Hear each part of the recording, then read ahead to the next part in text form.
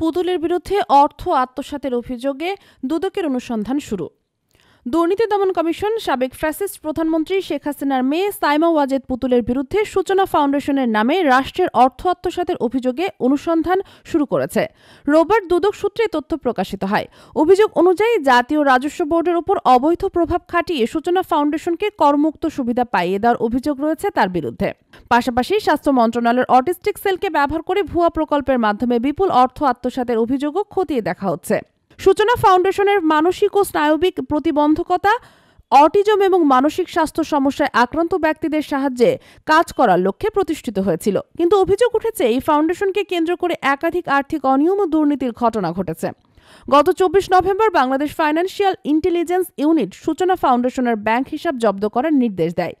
BFIU জানায়, এই নির্দেশনার ফলে ফাউন্ডেশনের ব্যাংক অ্যাকাউন্ট সব ধরনের লেনদেন বন্ধ থাকে।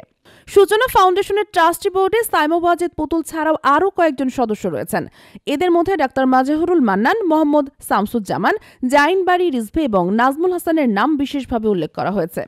দুদক সূত্র জানিয়েছে, ফাউন্ডেশনের আর্থিক লেনদেন এবং প্রকল্পগুলোর স্বচ্ছতা নিয়ে তদন্ত চলছে।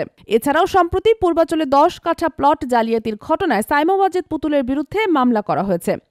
অভিযোগ রয়েছে, তিনি সরকারি সুযোগ সুবিধার অপব্যবহার করে প্লটটি দখল করেছেন। এর পাশাপাশি তার মাকে ক্ষমতার অপব্যবহার করে তাকে বিশ্ব স্বাস্থ্য সংস্থার আঞ্চলিক পরিচালক পদে নিয়োগ দেওয়ায় অভিযোগও দুদক খতিয়ে দেখছে। রাজধানীর ধানমন্ডিতে অবস্থিত সূচনা ফাউন্ডেশন নিয়ে বর্তমানে রাজনৈতিক ও সামাজিক অঙ্গনে তীব্র আলোচনা সৃষ্টি হয়েছে। অনেকেই মনে করছেন, ক্ষমতার প্রভাব খাটিয়ে ব্যক্তিগত প্রাতিষ্ঠানিক সুবিধা নেওয়া হয়েছে, যা আইনের সুস্পষ্ট লঙ্ঘন। এ বিষয়ে নাম প্রকাশে অনিচ্ছুক ও দুদকের এক কর্মকর্তা জানিয়েছেন, প্রাথমিক অনুসন্ধানে বেশ কিছু অসঙ্গতি পাওয়া গেছে। তদন্তের অগ্রগতির উপর নির্ভর করবে সাইমা ওয়াজেদ পুতুল ও তার সহযোগীদের বিরুদ্ধে আইনানুগ ব্যবস্থা গ্রহণ। দুদকের অনুসন্ধান শুরু হওয়ার পর থেকে এই বিষয়ে রাজনৈতিক অঙ্গনে নতুন উত্তেজনা সৃষ্টি হয়েছে। ক্ষমতাসীন দলের বিরুদ্ধে ওঠা এ ধরনের অভিযোগের সরকার ও দলের ভাবমূর্তিতে বড় আঘাত হিসেবে বিবেচিত হতে পারে। অভিযোগ প্রমাণিত হলে সাইমা ওয়াজেদ পুতুল এবং সংশ্লিষ্টদের বিরুদ্ধে কঠোর ব্যবস্থা নেওয়ার ইঙ্গিত দিয়েছেন দুদক কর্মকর্তারা। দেশ জগৎ ডেস্ক নিউজ।